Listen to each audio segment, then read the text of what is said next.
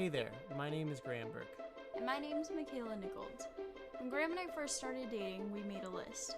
And on this list, we had 100 things we wanted to do together.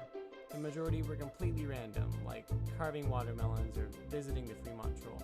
Michaela, I don't think you're supposed to eat that. Things get a bit interesting. Anyway, one of the items on the list is to investigate a local legend. Now that's something we get to cross off our list.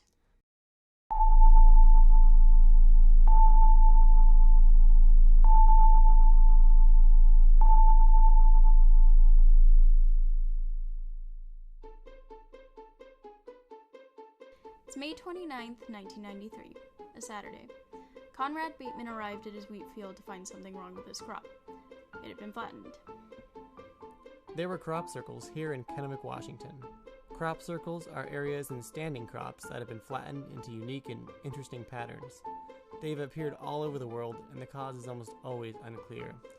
Most likely, they're created by people with various tools and too much free time. But conspiracy theorists often like to think it's the work of alien visitors. Well, I think it was all a hoax. Yeah. I vaguely remember it being something about being a place. Yeah. It was up out around. I want to say it was around Euphrates, wasn't it? It was in South Kennewick. I'm good one. South Kennewick? Yeah. Off Locust Road. Locust would be south of between here and Hermiston. After talking with some local Tri-Cities folks, Michaela and I decided to go to the Richland Public Library to look for an official record of the crop circles. Thank you.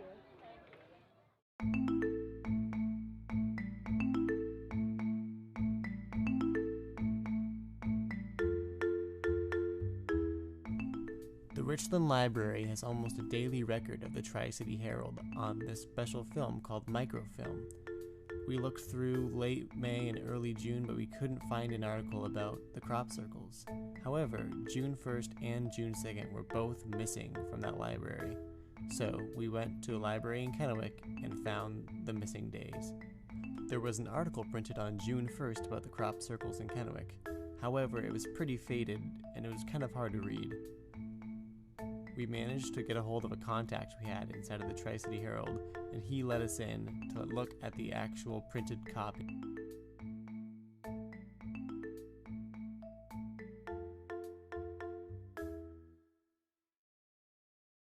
We needed to find someone to talk to that had seen the formation with their own eyes. We wanted to know what it was like to see firsthand. Was it aliens or was it a prank? But before we get to that, let me explain why these crop circles interest so many people on the internet in the first place. There is a connection between another crop circle happening in New York State 52 days later and Mexico's oldest excavated pyramids at the Mesoamerican Teotihuacan site. Internet researchers say the distance between the crop circles in Kennewick and New York is 2,160 miles.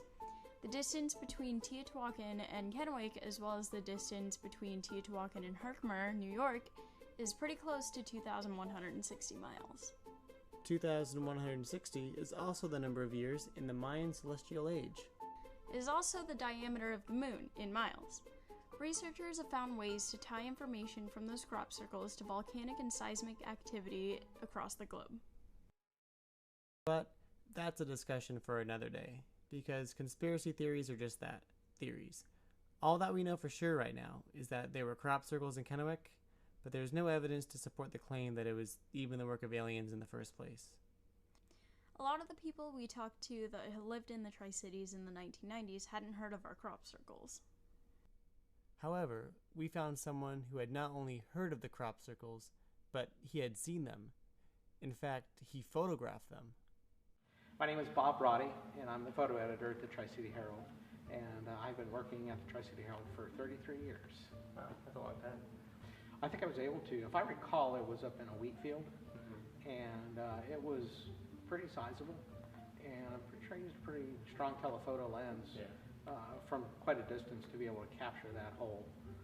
I think probably showing the pattern and kind of the shape was pretty important to, convey that to folks on what exactly was there. I seem to recall it generating, some community interest. and folks were responding. Obviously, before the days of the internet, Facebook, and it would make me curious if we were to publish something like that today, what kind of comments there might be. Yeah. You know, I seem to recall, once again, it was circular shape with some interconnecting areas. And I think we did find out later that the folks that created that just basically just decided to kind of, I don't think they used anything like GPS, probably wasn't quite that available then, but just went up and started kind of stomping around. I do seem to recall one kind of spin-off too was the next year, if I recall, that field then was, I don't think was planted, and because they rotate the crops. Right. But what was really interesting, there was a reverse pattern the next year, because as they had stomped the grain into the ground, the seeds were then implanted. So the next year, it grew reverse.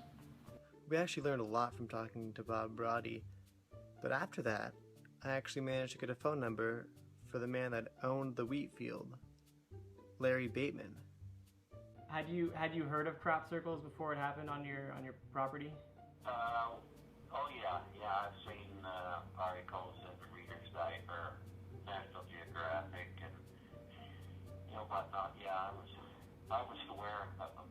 Yeah. I mean, was there ever any doubt in your mind that it wasn't some kids playing a prank?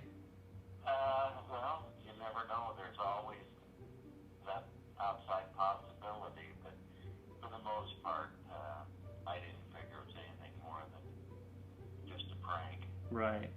Because one of the neighbors that farmed further west, he, I think the next year, after ours, he had a crop circle, show up in his, but it was in the field in the hillside where there was no traffic, nobody could see it. Right. The most humorous part of it was the willingness of the people to believe that it could actually be extraterrestrial. Yeah. Yep. And I'm not ruling it out, but highly unlikely. Yeah, there's certainly a lot of evidence to say that it was just some kids having fun. Was it a complicated looking design, or was it pretty simple? Well, there was a circle, and there was trying to remember, there was something sticking out the top of it, and then it went. There was a track that went down, and then it had a couple cross pieces on it. Yeah. It was. I would say it was a fairly simple design, not anything elaborate like some of those over in England. Right. So, were these crop circles made by humans or aliens? Most of the evidence says it was some elaborate hoax. However, no one knows for sure. We did learn that the crop circles were real. Larry Bateman also told us that researchers came from around the world to look at his crops and take samples. However, that's a lot of traveling to take samples of wheat that had maybe been flattened by some kids pulling a prank. Either way, these crop circles were very real and are an interesting footnote in the history of Kennewick.